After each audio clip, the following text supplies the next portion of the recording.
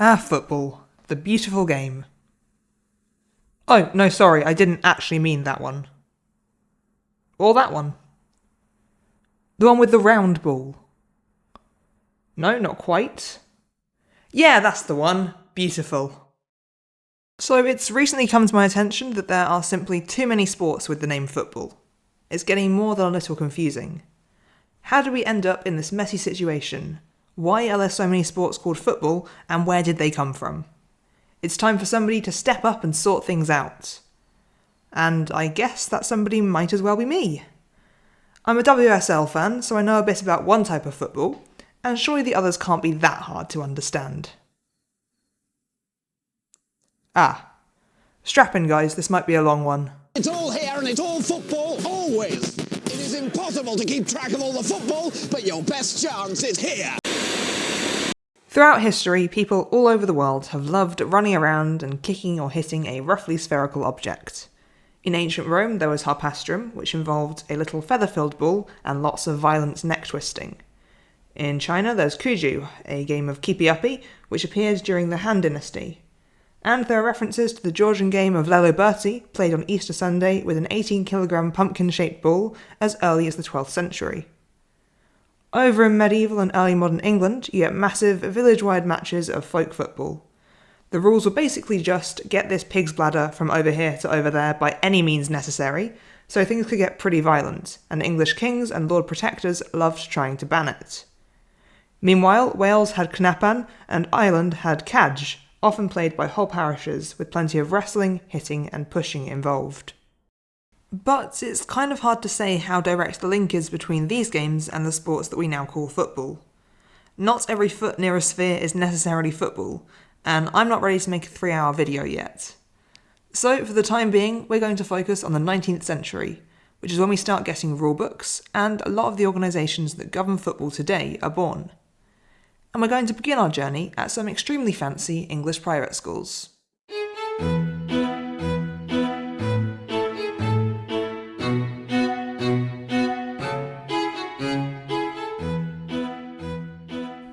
To be clear, I'm not about to tell you the usual story of William Webb Ellis, the Warwickshire schoolboy who invented rugby one day in 1823 by daringly picking up the ball in the middle of a football game and running off with it. That's not how it happened, and if it was, that's not Webb Ellis being creative and pioneering, it's him being a bit of a brat and spoiling a perfectly good match. Anyway, you were allowed to pick up the ball in early 19th century football. The sport actually had a lot in common with modern rugby, but with some fun bonus violence. For example, players were encouraged to use the tactic of hacking, basically kicking your opponent in the shins until they fall over or give you the ball. This early football was widely played by pupils at English private schools like Rugby, Westminster, Eton and Harrow, who regularly took part in local games in the towns near their schools. But at some point in the early 19th century, schools started forbidding pupils from playing with commoners. Football matches were now to take place exclusively between students and within school grounds, which is where people like William Webb Ellis probably learnt to play. When a lot of these schoolboys became adults and graduated, they still wanted to play the sport. But if you'd gone to rugby school and your friends Algernon and Percival had gone to Westminster and Eton, you probably meant very different things when you suggested a quick game of football.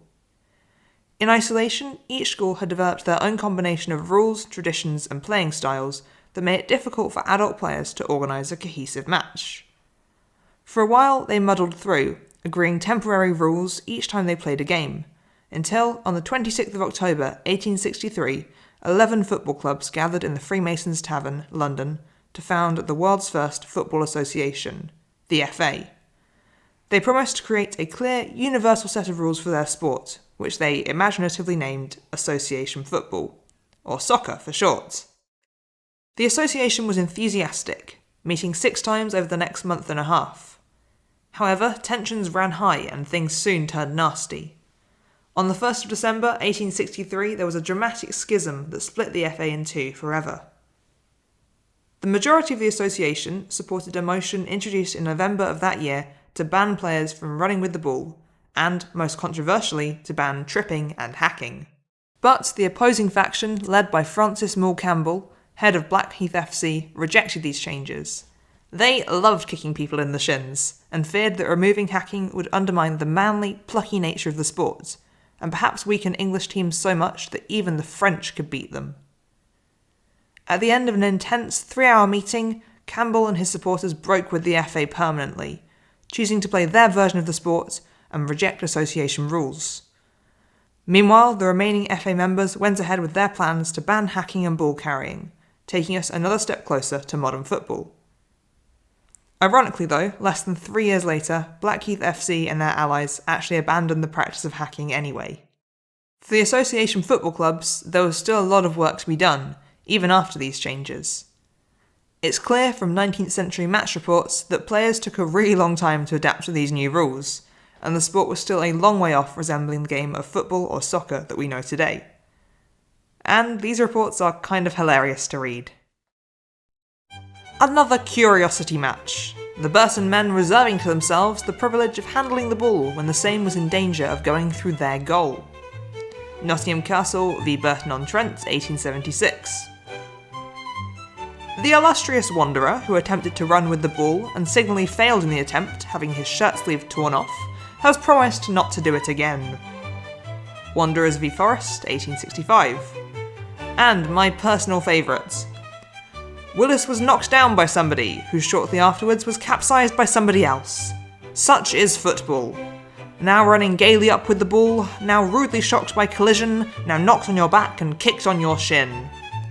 Royal Engineers v Barnes, 1869. The reports have some other strange quirks, besides the fact that they seem to have been written by men who are clearly just pretending to know what football is.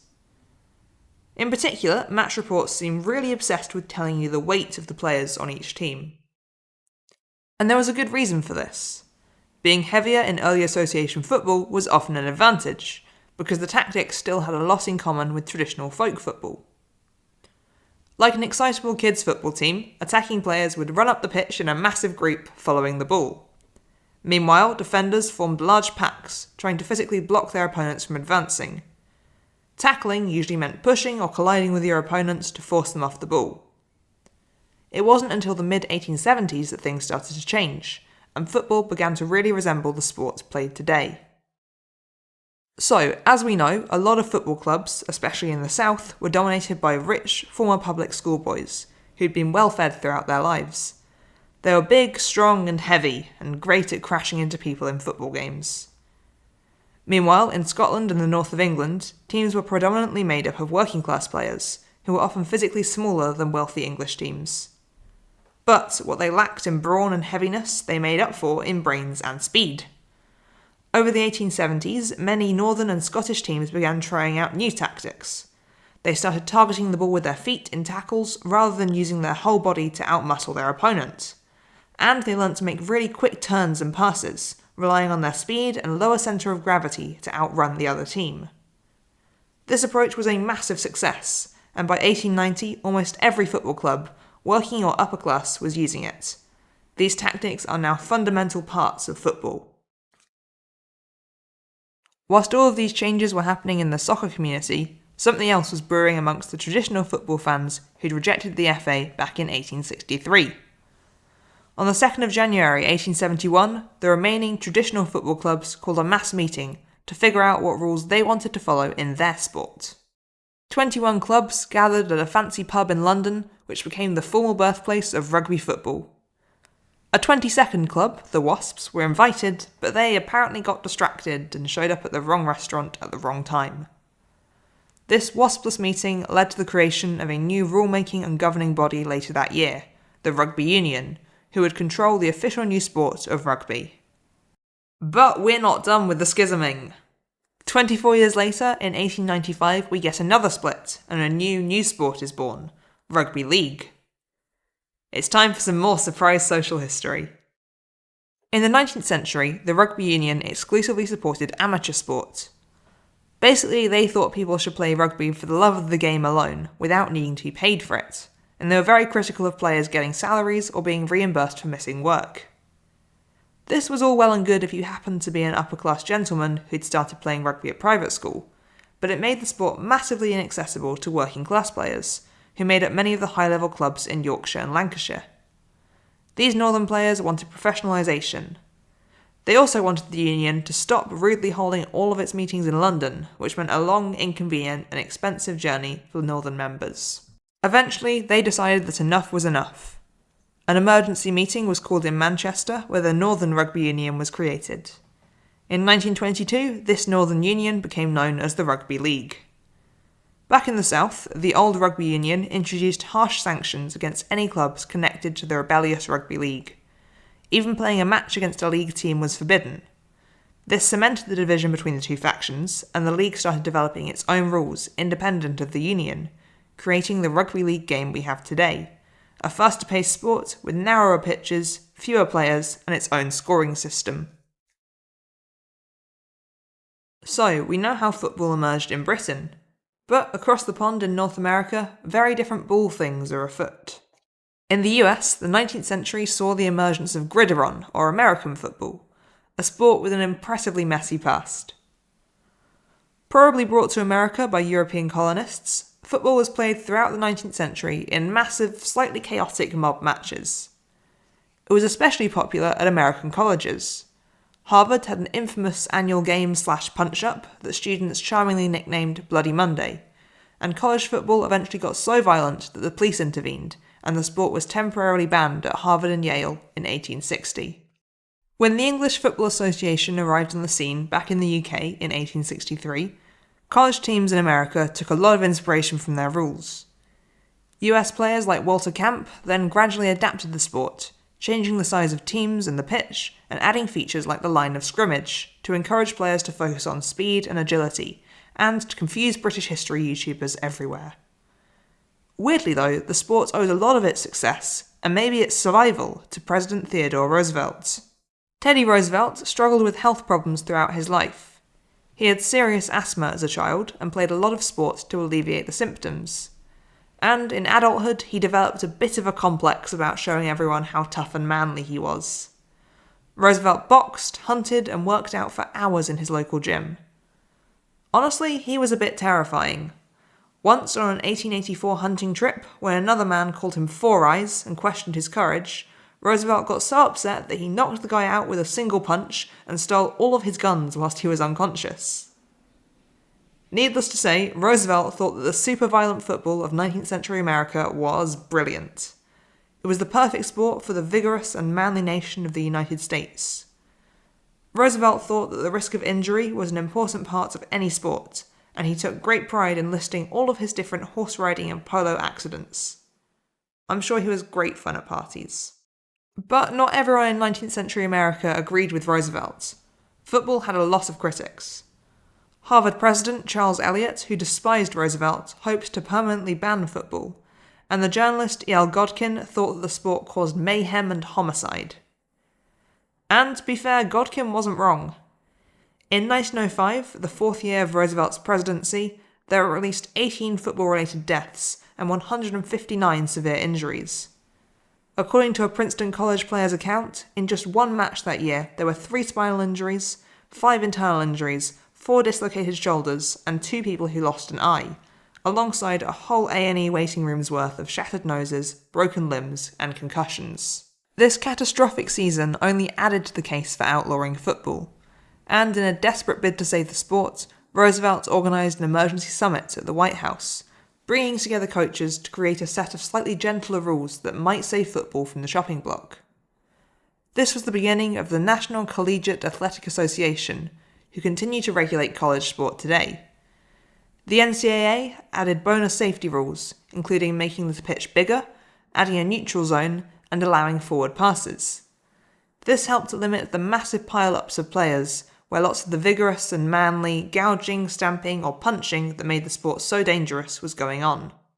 The late 19th and early 20th centuries also saw the introduction of head protection for American football players. But it took a half-century or so for it to be of any real use. The very first helmet was actually a little hat made out of moleskins, stitched together for the naval officer Joseph M. Reeves, who'd been warned that if he received one more kick to the head in a football game, he risked death or instant insanity. Whilst we're on the subject of North America, no guide to the footballs would be complete without mentioning Canadian football. It's pretty similar to American football rules-wise, and the two have a lot of shared history. Canadian football similarly developed from English football, and in the 19th century, Canadian and US colleges like McGill and Harvard played matches using hybrid English and North American rules. Canadian football's history doesn't seem to have been quite as bloody or controversial as American football's, which is disappointing for this video, but I guess pretty good news for the players. Around the same time, English private school football was also doing the rounds in Australia. This gentleman is Thomas Wentworth Wills. He was born in New South Wales in 1835 to a wealthy, respected family descended from British convicts. And despite looking like a romantic poet who might get blown away in a strong wind, he was actually a really talented athlete. He was a successful cricketer, and when he was sent to England to study at a rugby private school, he learnt to play the school's version of rugby/football. Back in Melbourne, after finishing his education, he set up his own football club. But he wanted to shake things up a bit and make the sport a bit more fun and better suited to Australia's hot, dry climate, which meant that pitches were often really hard and painful to fall onto. Wentworth Wills was perhaps also influenced by the indigenous Australian sport Marn Grook, as there's some evidence to suggest that he'd have been exposed to the sport as a child. He apparently grew up playing with Aboriginal children and spoke the language of the Jabwaring people fluently. Unfortunately, it's really hard to know how much of this is actually true. The theory is based on some pretty circumstantial evidence and it's widely contested. What we do know is that in 1859, in Melbourne, Victoria, Aussie rules football officially got its Aussie rules. They actually beat the English FA to it. This was the world's first written football code, that we know of. By 1866, several other Australian clubs had agreed to follow the Melbourne football rules, and over time the sport developed as clubs worked to create a football league with shared, uniform rules. They dropped the offside rule, got rid of the shin kicking that English rugby players had loved so much, and the absolute best part, they added a special player called the ruck. Unlike in rugby, where the ruck is basically a small pile of players, an Australian ruck is one tall player, who's very good at bouncing and is in charge of jumping up to grab the ball when the umpire throws it in the air. In recent years, there's actually been a trend for hiring former basketball players as rucks for the height advantage, even if they've never played football before. Next on the agenda is Irish or Gaelic football, which in the 19th century was kind of the antidote to English soccer. Gaelic football is traditionally believed to originate from cadge, which I'm sure you'll remember from that one time I mentioned it like 15 minutes ago. Meanwhile, Wales had Cnapan and Ireland had cadge, often played by whole parishes with plenty of wrestling, hitting and pushing involved. Cool, we're up to speed. So, fast forwarding back to the 1870s, English association football and rugby are being played pretty widely in Ireland, alongside a third sport that closely resembled modern Gaelic football. In January 1885, this third sport was officially codified by the newest sporting organisation on the block, the Gaelic Athletics Association, and Gaelic football was officially born. The GAA had been founded in November 1884 by a group of sports enthusiasts and Irish nationalists, who wanted to preserve and celebrate Irish culture in the face of efforts to anglicise the country. This included promoting the Gaelic games, especially Gaelic football and hurling, which were to remain amateur rather than being professionalised. Association football, or soccer, was also played pretty widely at the time, especially in Ulster, but the game posed some significant problems for many members of the Irish sporting community. As a popular sport invented in England, it represented a direct challenge to the Gaelic games. In 1905, a statute was actually passed banning members of the GAA from participating in alternative sports like soccer. Embracing soccer also meant accepting another kind of English administrative control. The sport was closely associated with the British military, who often dominated local Irish leagues, and the Irish Football Association, who governed the sport, ultimately answered to the FA back in England. The IFA also had some big problems with corruption. It was mostly based in Belfast and ignored a lot of talented players in cities like Dublin. By the start of the 20th century, things had got so bad that in 1901, the president of the IFA managed to get his own son selected for the Irish national team, despite him having played a grand total of one football match in his life. For nationalists like Archbishop Croke, soccer was a corrupt English sport, the pastime of degenerate dandies, unsuited to the strong, courageous men of Ireland. By contrast, Gaelic football was a masculine and pure Irish sport, controlled by Irish people. But this is perhaps a bit simplistic. Gaelic football probably wasn't the product of one single culture. A lot of historians have rejected the idea that Gaelic football directly originates from Caj, and instead have highlighted the connections between Gaelic and Aussie rules football. During the 19th century, there was a massive wave of emigration from Ireland to Australia due to the Great Famine in Ireland and the Australian gold rushes of the 1850s. This led to a lot of cultural exchange between the two countries, and that included sports. There are reports of Irish immigrant communities playing games of Caj and early Gaelic football in Australia from as early as 1840. Meanwhile, Thomas Wentworth Wills's Australian football rules clearly made it back to Ireland. Years before the Gaelic Athletics Association drew up the official Gaelic football rules, early Irish teams, including the Commercials Club of County Limerick, wrote their own rulebooks that clearly drew on Aussie rules. These mixed Irish-Australian rules, used by Limerick Commercials Club, then became one of the main sources of inspiration for the GAA when they officially founded Gaelic football in 1885. Sadly, not every version of football was destined to be a smash hit. One of the casualties of the 19th century was Swedish football. This sport was a short-lived experiment, only lasting from about 1870 to 1890. The first Swedish football code was created by the writer and competitive sideburn grower Lars Moritz Törngren, who travelled to England in the 1880s to study local sport, writing a book on his discoveries.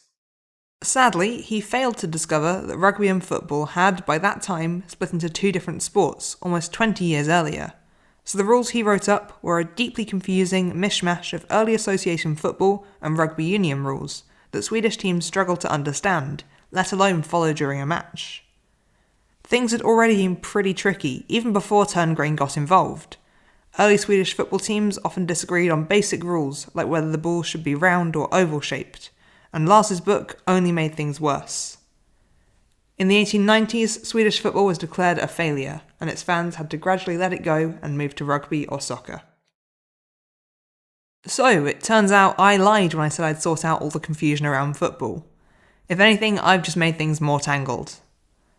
But that's because sports are by nature kind of tangly. They aren't just invented in one big dramatic event or a single meeting. They're something that evolves slowly over time as people experiment and exchange ideas.